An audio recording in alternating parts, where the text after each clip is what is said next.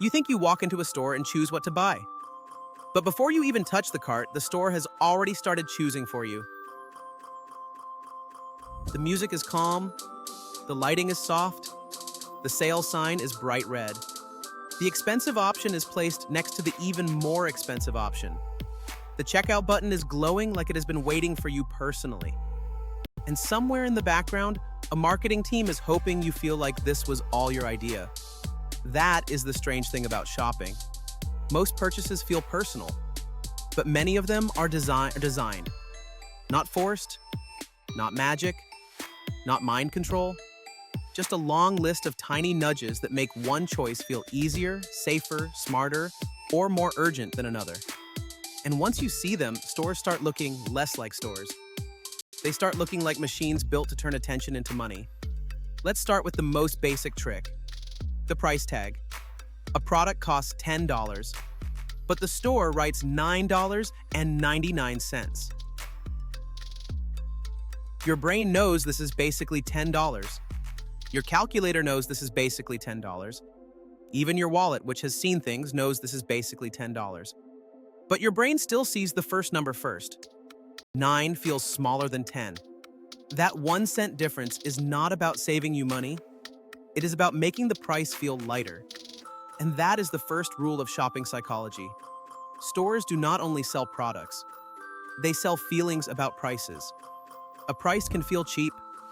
A price can feel premium. A price can feel like a deal. A price can feel like a mistake you need to grab before someone in accounting wakes up. The product matters, but the way the price is framed can matter almost as much. Now imagine you are buying popcorn at a movie theater.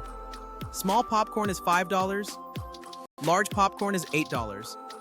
You might choose small, but then they add a medium popcorn for $7.50. Now suddenly, the large popcorn feels like a smart deal. For only 50 cents more, you get the large. Congratulations. You did not beat the system. You walked directly into it holding butter. This is called a decoy. The middle option exists partly to make another option look better. It may not be the option the company really wants you to buy. It is there to change the comparison. And this is one of the most important ideas in consumer psychology. People do not judge prices in isolation. We compare. A $20 product can feel expensive beside a $10 product, but it can feel cheap beside a $60 product. Same product, different neighbor, different feeling. That is why stores love comparison. Good, better, best. Basic, pro, premium. Small, medium, large. Starter, standard, ultimate. Most of the time, the company does not expect everyone to buy the most expensive option. The expensive option often has another job. It makes the middle option feel reasonable. The customer thinks, I am being responsible. I did not choose the expensive one. The company thinks, perfect, that was the one we wanted you to pick anyway. This is why pricing pages on websites often highlight one plan as most popular. Maybe it is popular. Maybe it is profitable. Maybe it is the plan that looked lonely until someone gave it a badge. Either way, the badge reduces thinking. It tells your brain, other people picked this, you are safe here. And safety sells. Because shopping is not just about wanting things, it is also about avoiding regret. No one wants to feel foolish after buying. So companies build little confidence signals. 5 stars. Bestseller, limited stock, recommended, popular choice, only 3 left. People are viewing this now. These signals create pressure. Not loud pressure, quiet pressure. The kind that makes you think, I should probably decide before this disappears. And that is where urgency enters the story. A normal product can sit on a shelf for weeks, but put a countdown timer beside it and suddenly it feels like a tiny emergency. Your brain hates losing opportunities. This is why limited time works. It turns shopping from a calm decision into a small race. Even if you did not need the item yesterday, you may feel like you need to decide today. Because tomorrow, the deal might be gone. And weirdly, the fear of losing a discount can feel stronger than the joy of saving money. That is the trap. You are not only buying the product, You are buying relief from the feeling that you might miss out. Now let's move from the price tag to the store itself. Physical stores are designed like little journeys. Essentials are often placed deeper inside. High-margin items are placed where your eyes naturally go. Small impulse items wait near checkout because by then your brain is tired. You came in for toothpaste. You left with toothpaste, gum, batteries, a candle, and a snack you are not proud of. This is not because you are weak. It is because shopping is a decision marathon. Every aisle asks for attention. Every shelf asks for comparison. Every discount asks for math. And after enough decisions, your brain starts looking for shortcuts. This is when the store wins. Because shortcuts are profitable. A bright label says sale, so you stop comparing. A bundle says buy two, so you buy more than you planned.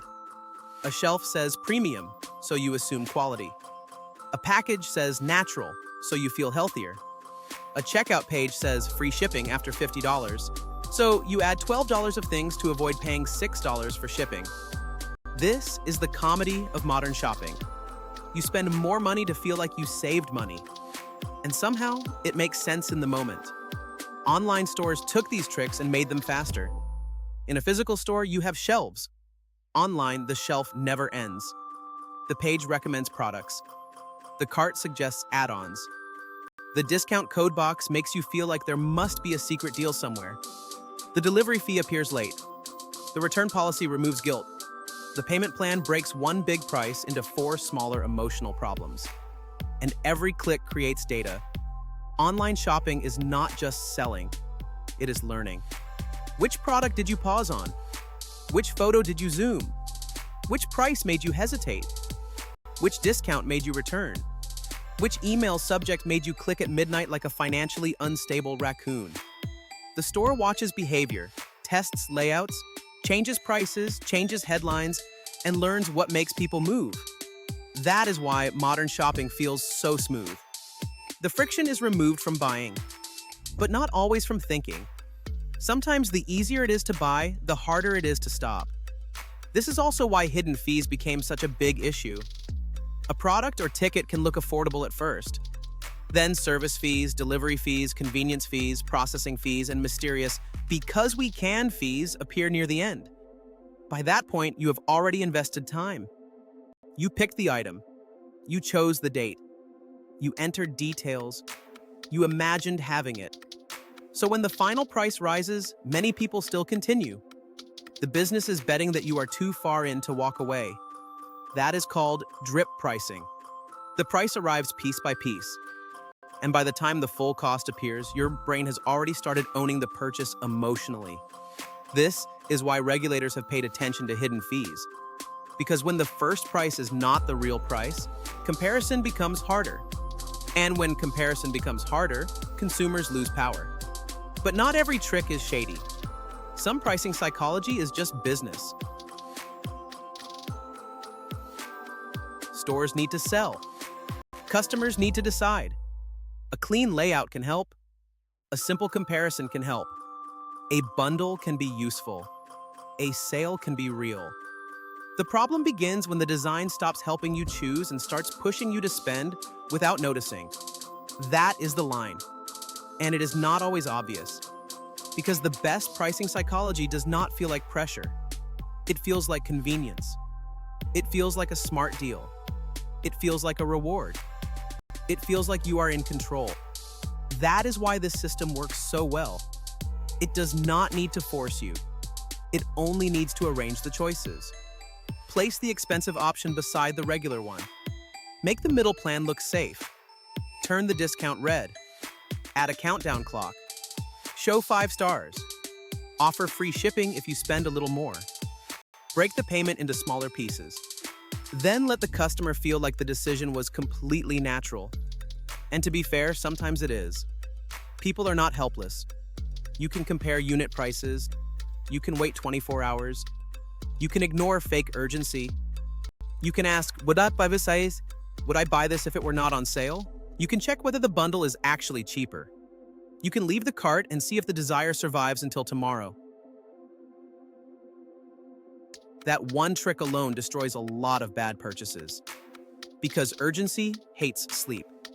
The next day, many must-have products become, "Why was I looking at this?" That is when your brain comes back online and quietly asks what happened last night. The bigger lesson is simple. Stores are not just places where products are displayed. They are environments where decisions are designed. The price tag is a signal. The shelf is a strategy. The discount is a story. The checkout page is a funnel. The loyalty program is a habit machine.